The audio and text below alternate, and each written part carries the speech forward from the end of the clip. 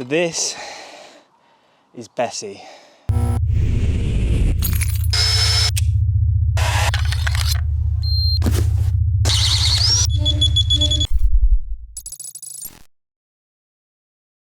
So it's actually about 8 o'clock Saturday morning, 9 o'clock actually, sorry.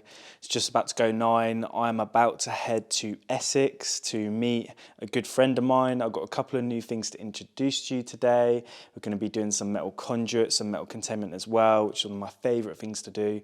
So hopefully I can show you some tips and tricks with that. But yeah, I'm running a little bit late, so let's get all the gear together and let's get on the road.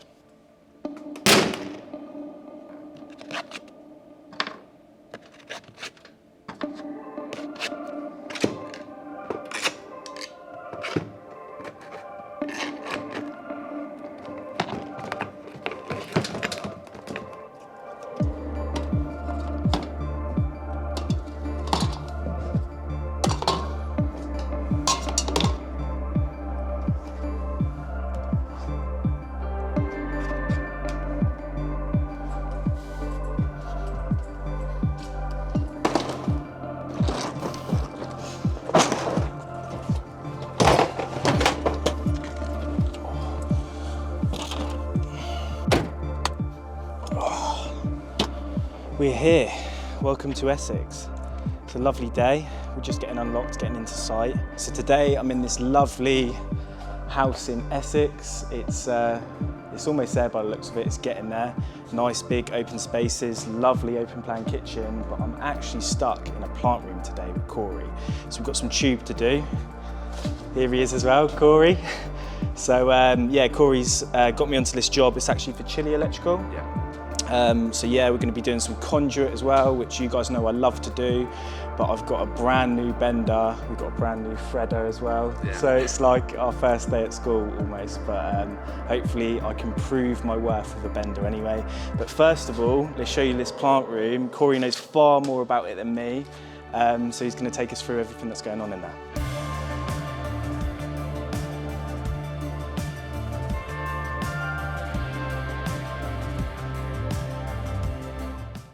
So Corey's just ran us through everything going on in here, but I just wanted to spin around and give you a bit of context of how tight it is. I've got a super wide lens on, but it's not really going to do it justice. We've got the board here, like he said, a lighting panel, heating down here.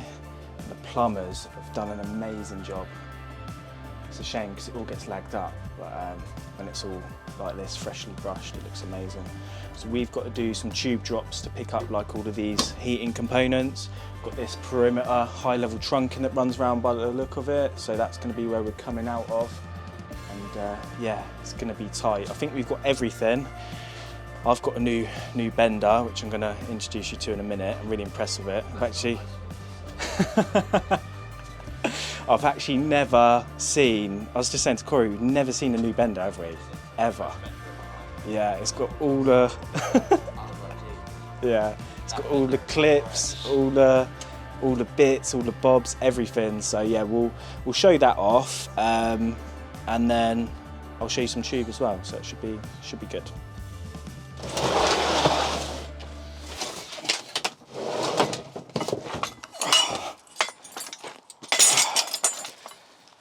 So this is bacic. That's what I'm calling her, bacic. The freshest conduit bender in the country, probably today, maybe this week, but definitely today. I'll get her spread out and we'll run through all of the features that I didn't know a conduit bender is supposed to have, because I've only ever dealt with rusty, broken, hospitalised ones. There she is in all her glory. I think the most important thing we need to do, grab one of these, we need to christen her. There we go. That will do. Now we've christened her, we can talk about some of the hidden features of a complete conduit bender. So I've always had one with these on. I've never had one with any decent teeth, so it should be interesting to see how good those are new. I've got the 32mm former, which I've heard about, but I've never bent 32. It's also got these little pins, look, that hold them on. Again, I knew it did that, but I've never ever seen one with it. We've got There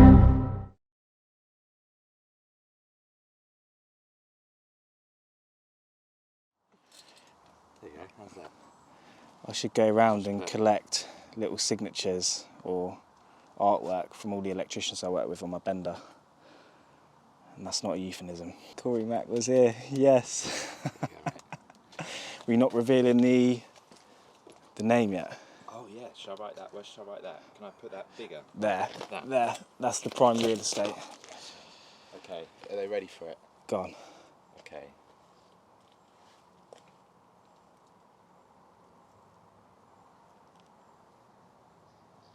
This is so cinematic, man. Edgy seat stuff. Or electrical. So we are set up. We was thinking about bending inside, but there's plenty of room. But I just prefer being out in the sunshine. So yeah, we're set up. I'm going to go measure a couple of bends and then I should be able to talk you through them and show you a few tips and tricks. So I've just been running around with Corey and getting the measurements for all of our sets, to be honest, they're mainly straight bits. There is one fancy little set that we'll be doing here.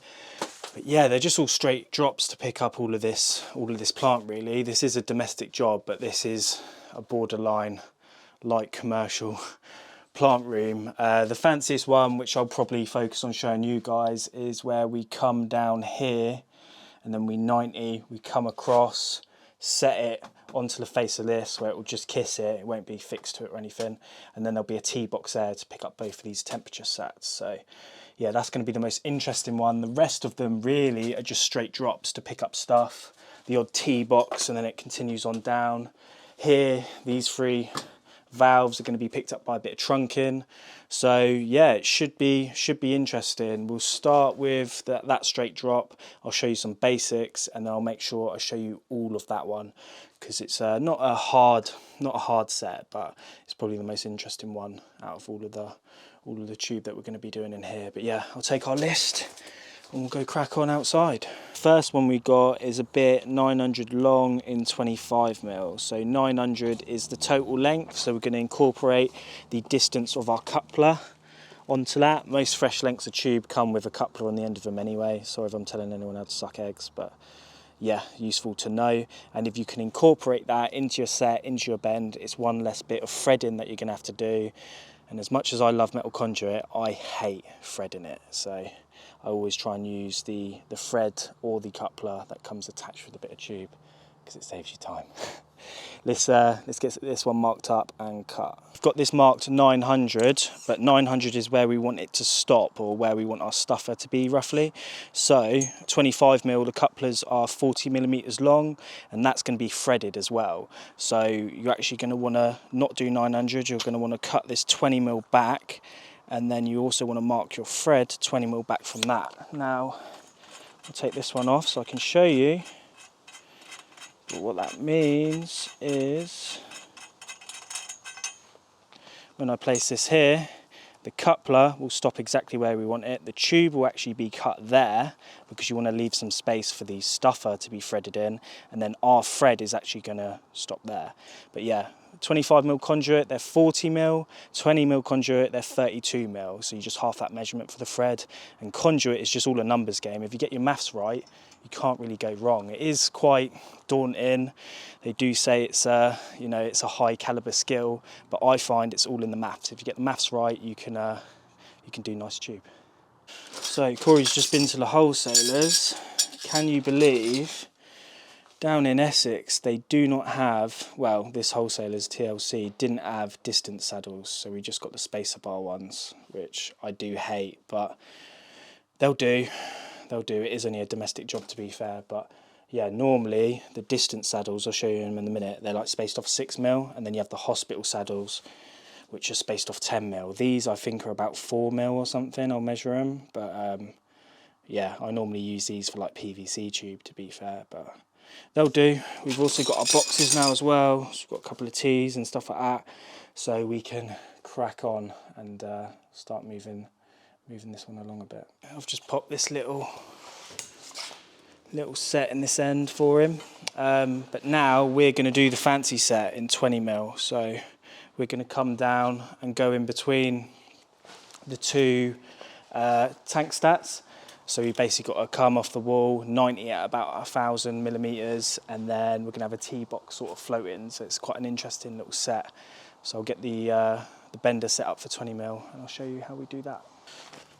So another good habit to get into is to keep the bit you want in the vise, and then the bit you're going to cut off, the wastage, can fall to the floor. Now this is where we want the back of our bend, but we're going to want at least like 800 after that. So I actually want to cut it 800 from this point, which is actually down here a little bit.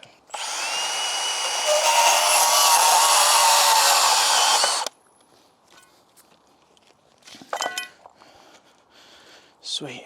Just cut this now, got it to a decent length. So if you remember, I measured down from the trunking in the top of the room, and I realised I wanted my bend to be 1000mm from the trunking, so 1000mm to the back of the bend, and I've marked this on the tube here.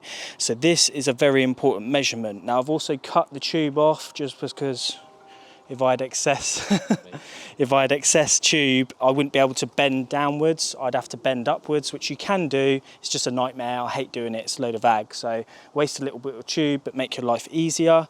I'm now going to put this into the former. So it's important that you bend the same way that you measured. So I said I want 1000mm to the back of my bend. So it starts from here, which was where the trunking was at the top of the wall, comes down, and then I want to bend here. That's important. If you did it the other way around, i.e. you spun this tube around and put it into the former this way, the measurements would be completely off, and then yeah, it would render the whole sort of process pointless. So I've got this in here. I'm now going to grab my set square. Now this is important because, like I said before, we want the back of the bend. So you can get the front of the bend by just using your set square, sliding it into the former and lining the edge of the set square up with that black mark. Now I'm not sure exactly where it is because I'm showing the camera, but it looks pretty good to me. But we want back of bend, so this bit of tube is going to go into the former and it's going to account for that being the back of the bend. It's as simple as that. Now you still want to grab your set square, push that against it, because again you want all of this square, and then I'm going to pull that forward, and I've basically lined up the mark on the tube with the edge of this. So I've accounted for the thickness of the tube. I've then put that on there to make sure it's square, and as long as your mark lines up here, that'll be perfect every time. So we've measured 1000mm or 1 meter. I'll pull this bend now, and then I'll either have to eat my hat and do it again, or it should be perfect.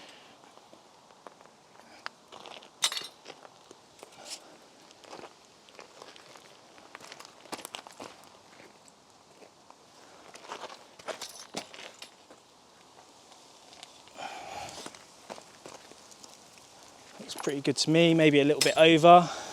You can always tweak it, so don't worry about that too much. The best way to check your tube, because you can eye it up, you can hold it against door frames and everything like that, but generally when you're doing tube, you're going to have a load of conduit, so the best thing to do is line a bit of tube up against it. Again, get your engineer's square, line that up there, and that is probably a couple of millimeters out at one end. So I want to put a little bit more in that. I've got a cap on here though, so let's do that. Couple of millimeters out, I'd say. So then I can pop this in here. Just do it by hand. Don't need to get the arm out or anything like that, because it's just minor adjustments. Again, bang that against there. And that is true now. Pretty good, happy with that. Now, the important bit. We said 1000mm to the back of the bend. I'd say that's pretty good. 1 meter, bang on. And that is how you get the perfect back of bend every time. It's only for 90s, which is the simplest of bends, but If you want to be, you know, conservative on tube, if you just pulled a random 90, you'd then have to thread this, and that takes time. Everything with tube is time, and time is money, and tube jobs, there's no money in them anyway. So by saving you having to do that, by pulling the perfect bend, you've only then got to thread this end, and yeah, all that time adds up. You were saying earlier, weren't you, Corey, how much time it all takes? But yeah, that is how you get the perfect measurement in the 90 every time. That's disappointing. Corey is putting the lengths of tube up, and I'm just feeding him cuts. But I wanted to talk about threading quickly. So like I've said before, conduit is just a numbers game. It's literally all just numbers. If you can remember the numbers, great. If you can write them down, you'll be halfway there. But I just wanted to show how much of a numbers game it is by threading this. So this is 20mm tube. The couplers are 32mm long, which means I'm going to want 16mm of thread. So again, just by knowing those numbers, you know exactly where you're at. You're not guesstimating, you know exactly how much to measure, how much to leave on the end of tube and stuff like that.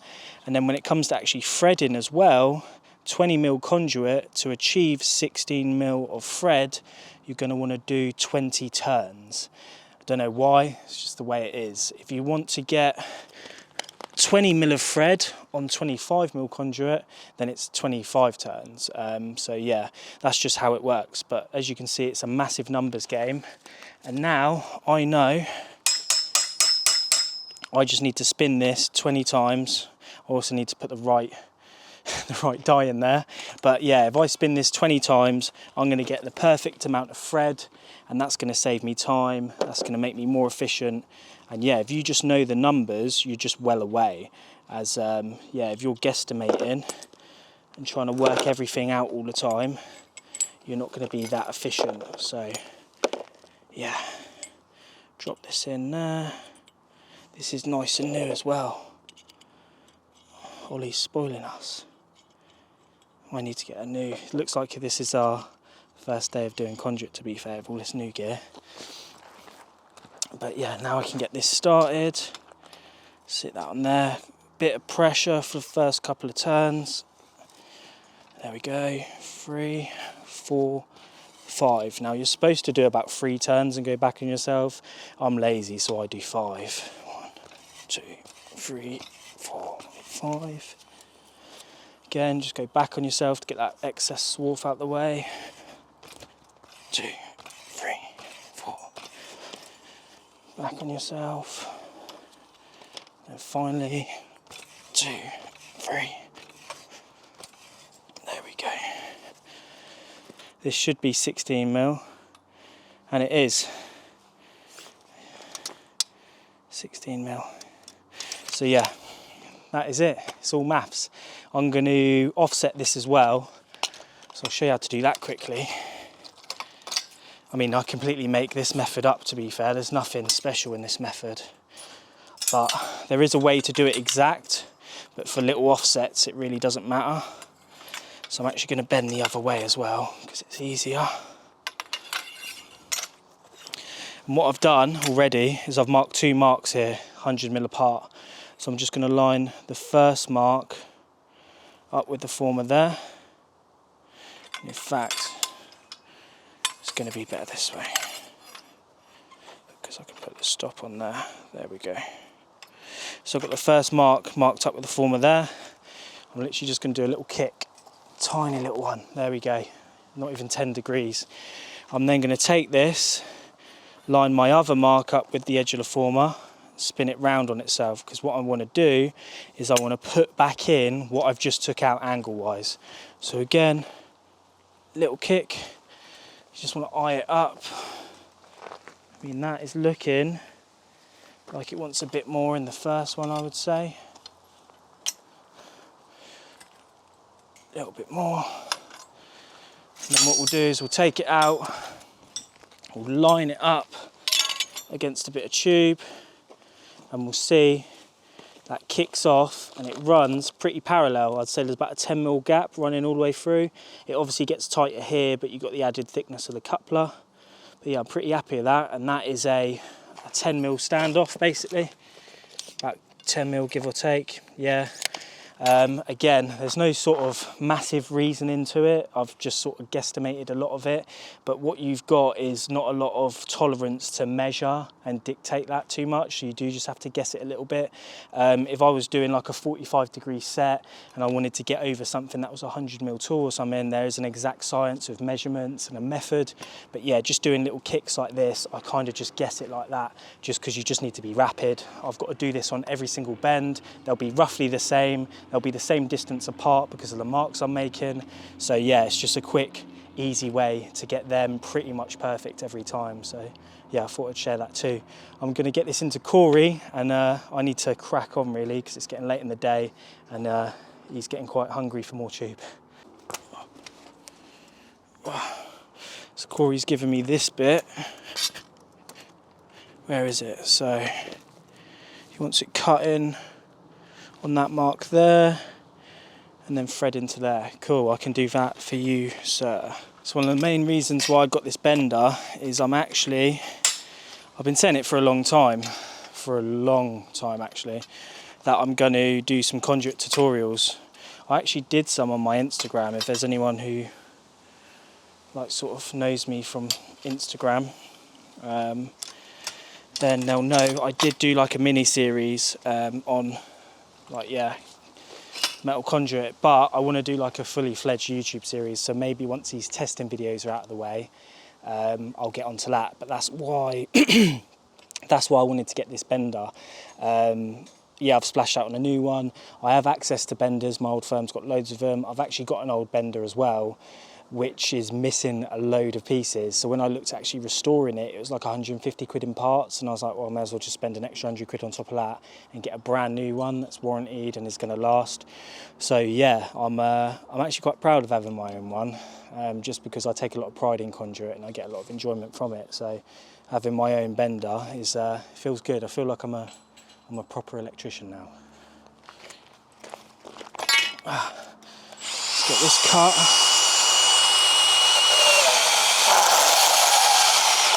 There we go. Love this thing as well. If you do a lot of tube, this is essential. So I've actually got the reaming attachment as well, so that just clips on there, and basically it's in inches, but it's so close to millimeters because the tube sizes are so similar, that it works for both. There's enough tolerance in there so that it works for both. But yeah, you basically just put it in like so, and it reams the tube.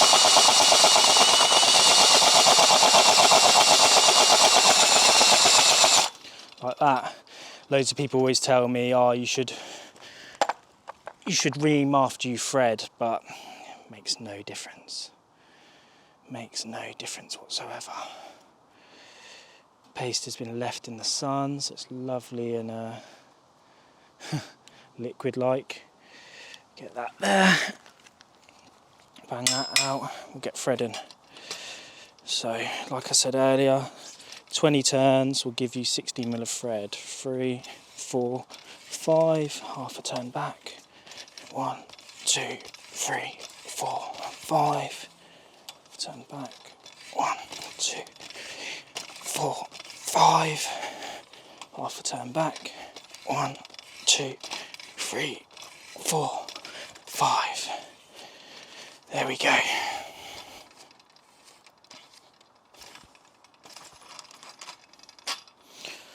Lovely job.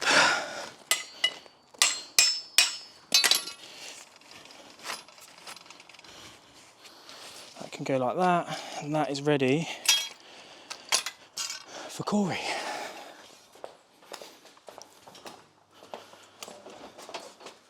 Oh. It's good to go? Yeah. Beautiful. So I just thought I'd update you of the progress in the plant room. We've got this one here, nice and simple. This is probably as exciting as it's going to get. Little double set for these two tank stats, just floating a little bit. And then we've got this one here, which is going to pick up this pump and the boiler. Got another one to go in here, which is going to happen soon. And Corey's just getting this one in as well. He's using the old pen trick. You normally use a stuffing gland, but we're short on stuffers, so he's just taped it in there. But that is how you can get perfect holes cut every time. You like that one, didn't you? I absolutely. I haven't got enough words to say how useful that is, and how like stupid I feel. It's one of them tricks. It's always the simple ones, And but you know what? It's stuff like that I like because it reminds me that I definitely do not know it all, which I yeah, like in this trade. it's always learning. You're like, you do something and you're like, oh wow, I've been doing this so wrong all this time. Yeah. That means what else am I doing wrong that in a few years' time I'm going to look at and go, oh, that's so much easier. So sometimes, even the not so kind ways of putting it, sometimes the YouTube comments can be useful. Yeah. If when they put it respectfully, they're like, Yeah. sorry, Oh yeah, and you're always open to criticism, aren't you? Go, oh, yeah, why didn't I do it that way? Yeah. That's so obvious. Yeah, it's good for perspective as well, because you can have tunnel vision sometimes. You can be so used to being taught a certain way or thinking a certain way is it, and then when you put it online, someone else is just like, have you tried this? And you're like, but yeah, that's the power of it. I'll stop pointing that at the ceiling. I was just thinking that's either a really Yeah. wide It is super wide, to be You got a fair. forehead. I'll get this last one done for Corey, and then we'll show you the finished result. We did start late today. It is hot, and we've been chatting a lot too, but we've got a lot of tube done. Tube is just time consuming. It's also the tightest room in the world. But yeah, I'll get this last one done. I'll catch up with you guys in a bit. Right, here's the last one for him. I'll prop that up there for next time. And the reason why I say next time is because we are done. So we've run out of time basically. I think I said before we didn't start till 10. Obviously having a good chat. I'll get on with Corey. I've known him for ages, but this is actually my second time meeting him in person, my first time working with him. So as you can imagine, two people obsessed with electrics. We've been waffling, sharing tips, talking about the industry and stuff, so which has been good. But yeah, that slowed us down. Starting at 10 slowed us down, and this tight room with all this pipe work, this beautiful pipe work in already, has also held us up. But we've done a bit. So I showed you that one there. This one's probably, like I said, as interesting as it will get. Another one to go in there, which is down there. Corey done this one last, which I've got sorted for him again. They're all offset. Comes down there, ready for a stuffer. And then, yeah, that one's going there. It's all going to get wired and everything like that at a later date. We're just focusing on the containment today. But yeah, maybe I'll be back to help out, maybe I won't. But it's been fun anyway.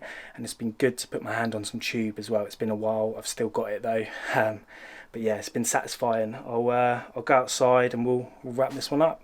Right, so that is it for the day. We're all packed up. Everything is away. Corey's just locking up. And it's a lovely day out here actually. It's a shame you've been in that plant room all day and I've been out here doing tube all day. You've got a beautiful tan. Thanks, I need it mate, to be fair. It's just the arms and the face, everything else is terrible. But yeah, hopefully you guys have enjoyed the video, got some conduit tips and maybe just found it interesting. I want to stress again, Corey started his own electrical channel, Oi Electrical. Oi? Yeah. So yeah, I'll put the link to that below. Go check it out. Loads of cool content coming from what he's told me. Do you want to give him a teaser? Okay, at the time of releasing this, I'm going to be over in Norway shooting some stuff. There you go. UK electrician goes to Norway. Yeah. We'll leave it on that bombshell. Sounds good. Thanks for watching guys. I'll catch you on the next one.